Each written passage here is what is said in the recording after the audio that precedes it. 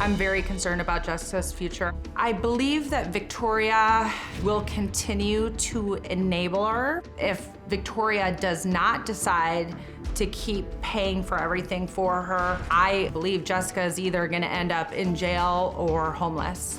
When Victoria finally lets go, I see nothing positive happening. For that reason, Jessica will end up in a very dark place. I'm interested in helping to lead a conversation that figures out what all's going on here. And I can tell you that whatever's happening with Jessica is not happening in a vacuum. What kind of role modeling has she had from older sisters and the other women in her life? Have you modeled anger? Yes. I mean, I'm sure she has seen me be angry at times, of course, yes. But never to the extent of having the police called or things like that. Yes, she has. You're kind of on the outside of the biological unit here, being a stepmother. What have you observed over the years? Or what can you tell us from a historical perspective? Jesse's always had anger issues. From a child, baby, she was always different. Then That's not true. yeah, Go ahead. she was always different than everybody. Her two older sisters, there was a gap between the three of them. So the two older ones are a lot closer than, you know, they are with Jesse because of the age gap.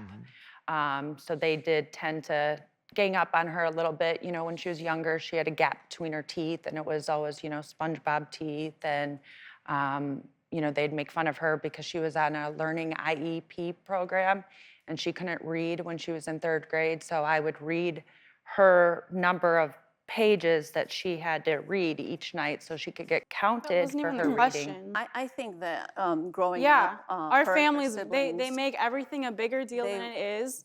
And I don't think the world's against me at all. I have friends. My family makes it seem like everything is like a bigger deal than it is. Jessica, you haven't been able to hold on to friends since grade school. Yeah, Have you because always we had moved custody of from the girls, houses or to did you lose houses. custody of the girls for a period of time because For a of your period. anger? No, I never lost custody of my girls, ever. So Yes, from the ages yeah, of you 10 and did. 14, Jessica's age from 10 to 14, she did live with her dad in another state. He keeps them for 4 years, and then after that, he calls me up and says, okay, I'm done, I've done my time. It's time for them to come live back with And you. anger on your part had no part in this? No, not at all. Dory, what's your understanding of this?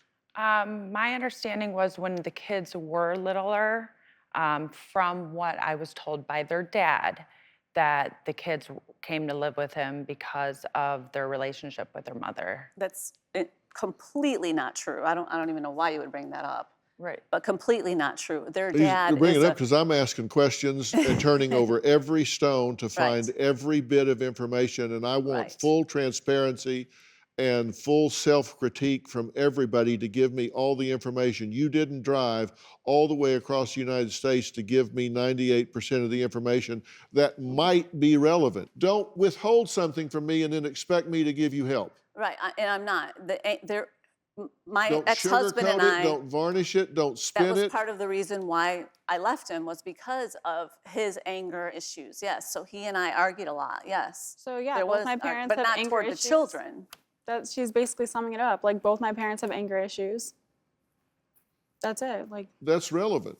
I mean, yeah, that's straight up. Like, that's exactly what it is. Like, that's this why isn't I- all about throwing you under the bus. You seem to think it is, but it isn't. I'm Yeah, trying to so- get everything on the table so I can understand. Do you have a story or a question for me? Click the link in the description and tell me what in the world is going on.